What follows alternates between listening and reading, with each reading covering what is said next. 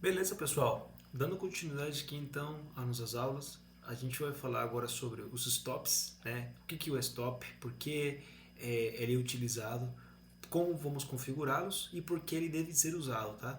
Então fica aí que a gente vai falar sobre isso agora.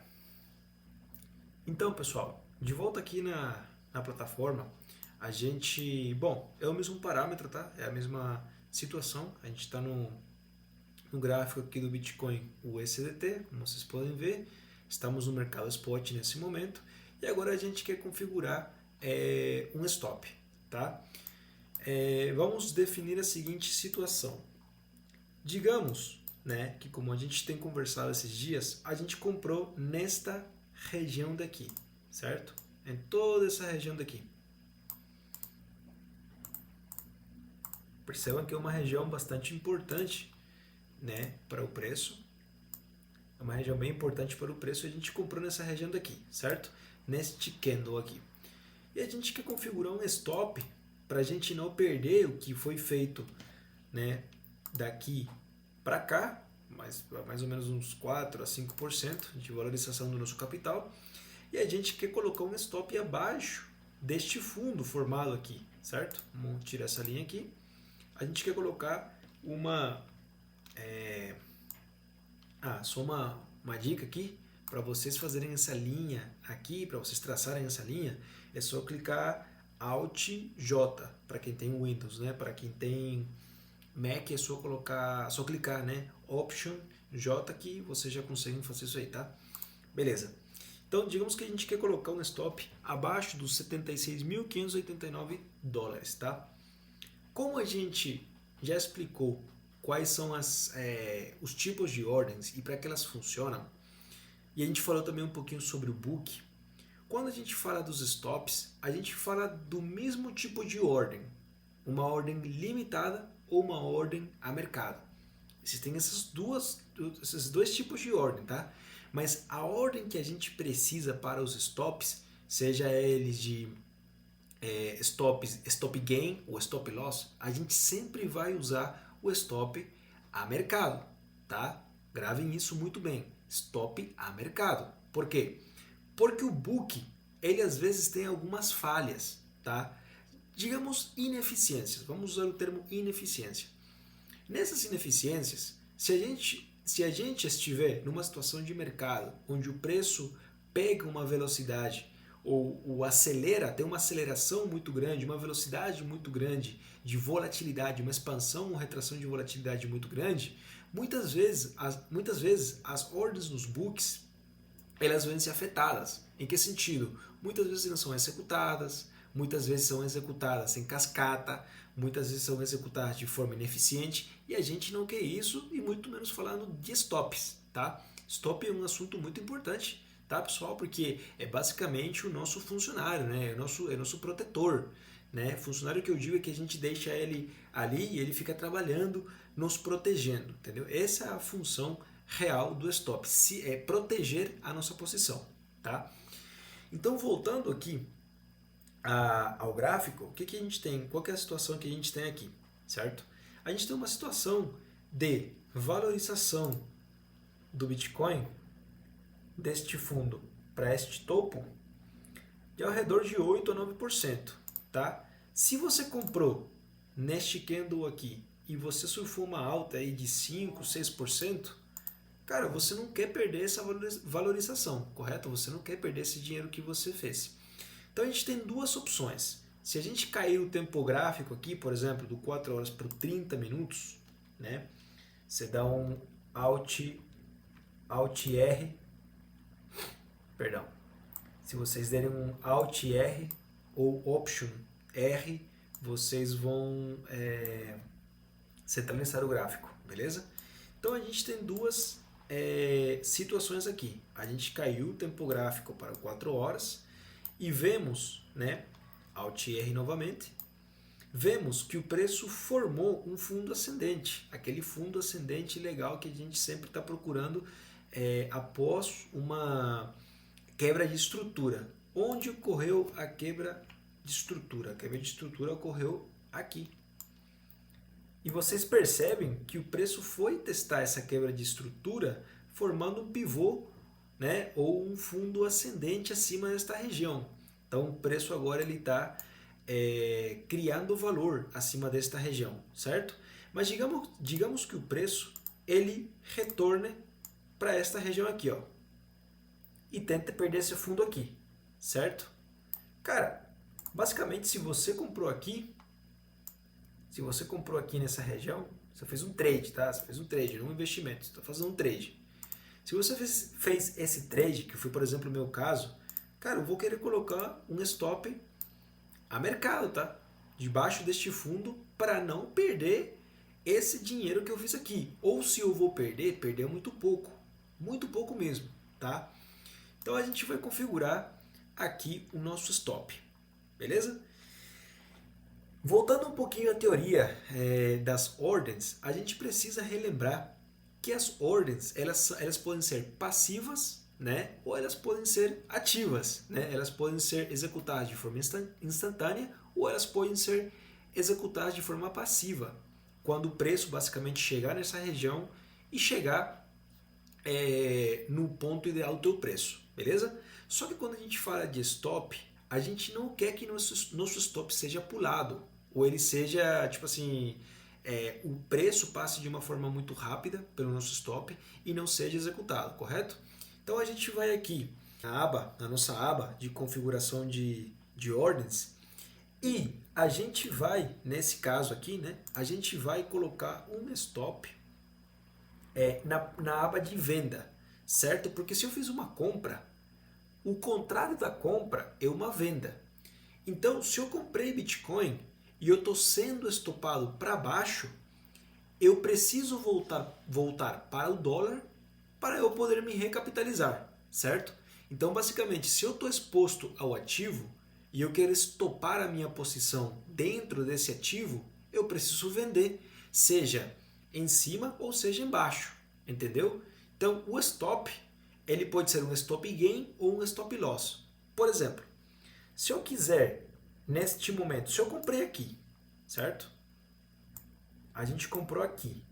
E eu quiser vender 100% do meu capital nesta região, eu estou estopando. Eu estou fazendo um stop gain. Ou seja, eu estou parando de ganhar, correto? Eu estou parando de ganhar. Agora, se o preço ele voltar nesta região e perder este fundo, eu preciso estopar um stop loss. Por quê? Porque eu estou perdendo essa valorização daqui para cá e eu estou perdendo também parte do capital que eu aloquei nesta região. Vocês concordam? Então a gente precisa parar de perder nessa equação. Por quê? Porque se o preço ele se aproximar daqui embaixo, eu vou ter dinheiro novamente para eu poder me expor caso eu queira, entendeu? E poder fazer uma compra contra este fundo aqui nesta região, correto? Então beleza. Vamos dizer que a gente vai colocar um stop, né, da compra feita contra este fundo, beleza? Eu surfei a alta, eu estou aqui sendo valorizado e eu vou querer estopar, vou querer, caso, por exemplo, eu vou dormir, agora é de noite, eu vou dormir, o preço simplesmente fracassa nessa tendência de alta e desce. Eu vou querer estopar, concorda? Vou querer estopar e você também. Então, como que a gente vai fazer? A gente vai na área de venda, como eu expliquei, se você fez uma compra, o contrário da compra é o quê? Uma venda.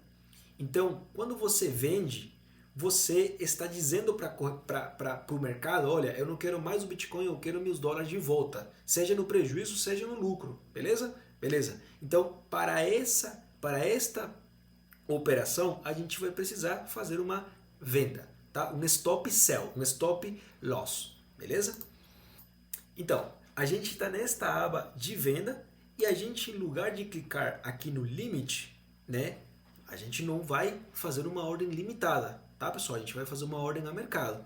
Só que nesse caso, a gente vai fazer uma ordem de venda a mercado, de stop loss, beleza? Então a gente vai aqui nesta barra e clicam aqui e aparecem várias opções, tá?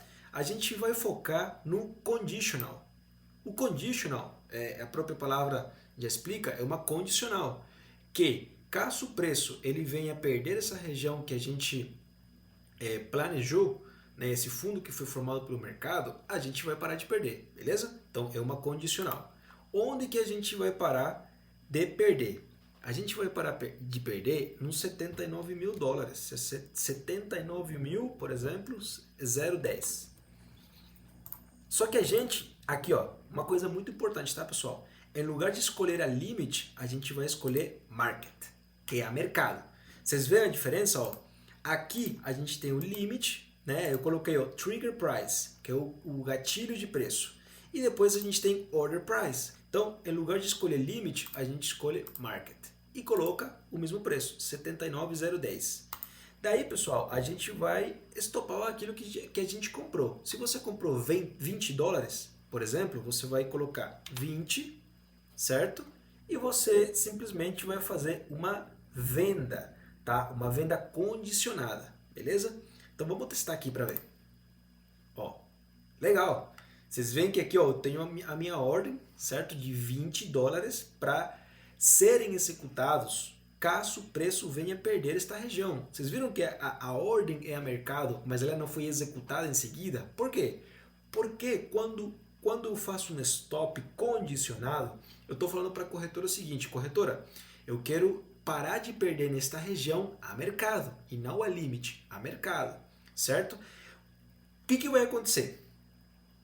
Quando o preço, caso o preço faça isso, se o preço for nesta região e perder aqui, esta ordem, a nossa ordem aqui, ó, ela vai ser executada instantaneamente, parando de perder e evitando uma perda muito maior do seu capital, beleza?